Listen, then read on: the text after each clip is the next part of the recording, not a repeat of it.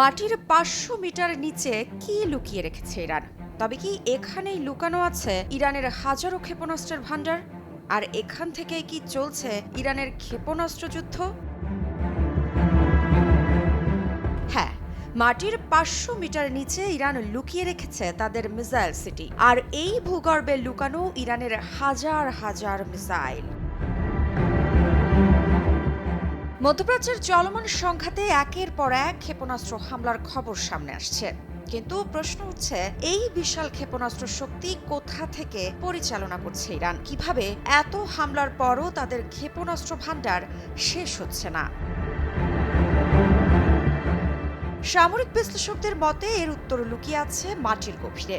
পাহাড় কেটে শত শত মিটারের নিচে তৈরি করা হয়েছে গোপন ভূগর্ভস্থ ঘাঁটি, যেগুলোকে বলা হয় মিসাইল সিটি। এখান থেকেই মুহূর্তের মধ্যে ছোড়া যেতে পারে দূরপাল্লার ব্যালিস্টিক মিসাইল। তবে কি এই গোপন শহরগুলোই এখন ইরানের যুদ্ধ ক্ষমতার আসল শক্তি, নাকি এগুলোই একদিন পরিণত হতে পারে তাদের সবচেয়ে বড় দুর্বলতায়?